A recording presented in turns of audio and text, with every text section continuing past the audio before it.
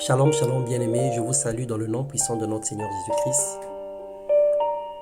Nous louons l'Éternel en tout temps et nous proclamons à chaque instant son nom. Et nous voulons publier encore ce matin ses bienfaits, car c'est par lui et pour lui que nous existons. Alors qu'il est bon, qu'il est merveilleux, notre Seigneur et notre Sauveur, lui qui fait des choses excellentes dans nos vies et qui nous épargne de tout danger, de tout accident. Et sachant que nous ne sommes pas meilleurs que ceux qui sont victimes actuellement des situations sociopolitiques, des guerres et autres, nous ne sommes pas meilleurs que eux, mais simplement par la grâce nous sommes épargnés. Alors bienvenue dans notre partage quotidien. Ce matin, nous voulons partager sur le thème « Le Seigneur t'a choisi, quel est ton rôle ?» Et nous lisons rapidement dans Jacques 17, les versets 24 à 27, il est écrit « Dieu qui a créé l'univers et tout ce qui s'y trouve, et qui est le Seigneur du ciel et de la terre, n'habite pas dans des temples bâtis des mains d'hommes. Il n'a pas besoin non plus d'être servi par des mains humaines, comme s'il lui manquait quelque chose. Au contraire, c'est lui qui donne à tous les êtres la vie, le souffle et toutes choses. Alors, à partir d'un seul homme, il a créé tous les peuples, pour qu'ils habitent toute la surface de la terre. Dieu a fixé des périodes déterminées et établi les limites de leur domaine. Par tout cela, Dieu invite les hommes à le chercher et à le trouver, peut-être comme à Tatan, lui qui n'est pas loin de tout un chacun de nous. Dieu a fixé pour chaque personne des missions et des buts. Accomplir l'expression de la reconnaissance voudrait qu'à cause de toutes ces choses, de tout ce que Dieu a fait, que chacun de nous se lève pour faire la volonté de Dieu, car nous sommes l'ouvrage de ses mains.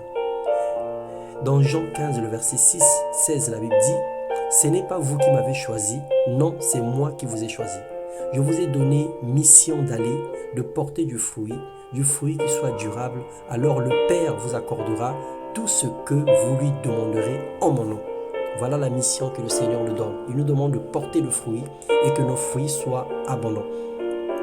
Tu as été choisi au milieu d'une génération perdue et perverse pour manifester la gloire de Dieu, en menant une vie droite et juste, afin que le monde reconnaisse Dieu au travers de ta vie.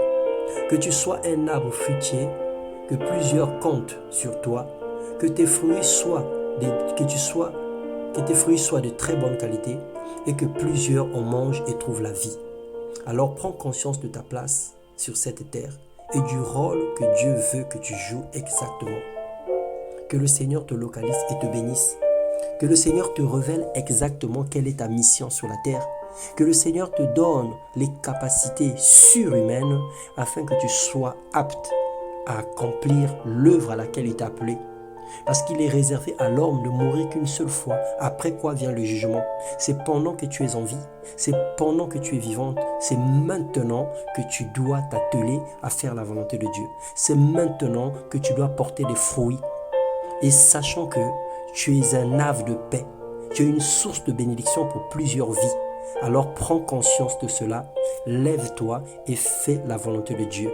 La volonté de Dieu pourrait être que tu sois celle ou celui qui communique la joie autour de toi. La volonté de Dieu peut être aller et prêcher la parole de Dieu. La volonté de Dieu peut être prendre soin des orphelins et des veuves. Mais en tout cas, trouve ta voie. Demande à Dieu de te dire exactement ce que tu dois faire selon les aptitudes, selon les capacités et selon tout ce qu'il a mis en toi dans le nom puissant de Jésus. Que le Seigneur te bénisse et que tu sois obéissant à sa parole au nom de Jésus. Amen.